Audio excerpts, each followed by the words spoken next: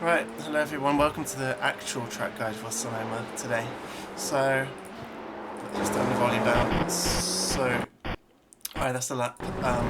So just quickly, I only bought the track yesterday and this was my first day of practicing ever driving the track, so this track guide's a bit messy, a little bit messy in places, but I just wanted to get something out just in case it helps people this week to come and drive the track this week so that we can get some numbers up. Because obviously, yeah, not the highest participation of the circuits. Yeah, let's just go through it then. Turn one. So originally I was widening all the way out here, but at the moment I'm staying a bit tighter because you just want to use the kind of grip that you have on the inside as the track starts going uphill, and maybe it's slightly cambered, I'm not sure. But in any case, just finding that coming to this white line to start braking, and then we're kind of very gently braking up this hill. Obviously the hill helps us slow down as well, so we don't need to brake too hard. And then turn, I don't know the turn numbers here, but this turn, we're already on the throttle at this point. Obviously it's quite an understeery corner, so you don't want to trail brake for too long, I don't think. And then we're just going to gently push the throttle so that we can come to the outside here in third gear. Sorry about the gears, by the way, I didn't have them showing.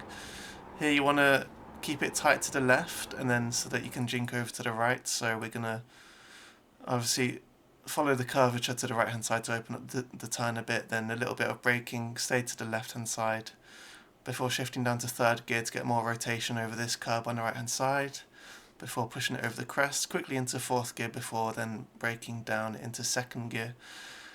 Again, this turn a bit understeery on the entry really. I thought maybe you can do it in third gear, but I just get understeer in third gear, so helps to use second briefly and push out into third.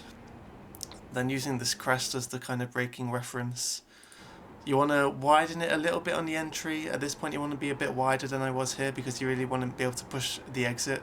So ideally the car would be at this point probably around here, a bit wider, and then we would be then pushing down towards the apex around here in fourth gear. Just on this occasion I apexed the corner too early. Let's bring this down. I don't even know how to use that, sorry. Then this one, fifth gear, and the braking reference for me here is this gradient here. There's a line of gradient between darker surface and lighter surface. Perhaps you'll be able to see that clearly, or perhaps you'll want to use something else as your braking reference, like this thing or the wall or something. But that's just what I found useful, braking a bit after that gradient change down to third gear.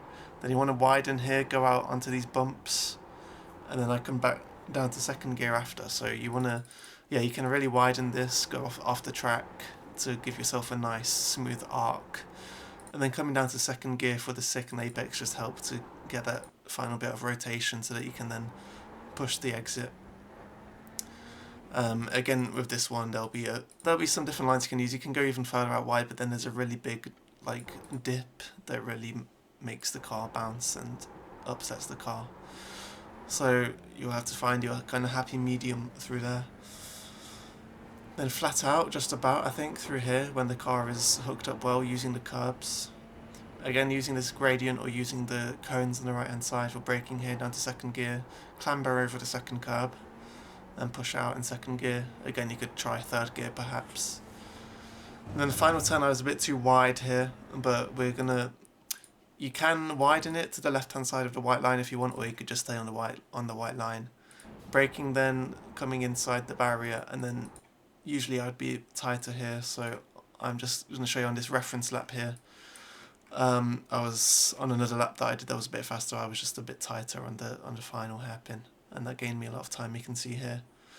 And this was also the left-hander. You can see on this other lap on the red line I was wider, and I cut down for the tighter exit on that fourth gear turn, and that gained me a lot of time on that particular lap. So yeah, just a couple of different things to try, but yeah, you can come down here tighter to these bollards or whatever they are on the, not bollards, but tyre, I don't even know, bite-sized tyre walls, and then push the exit in second gear. And yeah, I think that's it. So yeah, hopefully that helps you out. Any comments, let me know.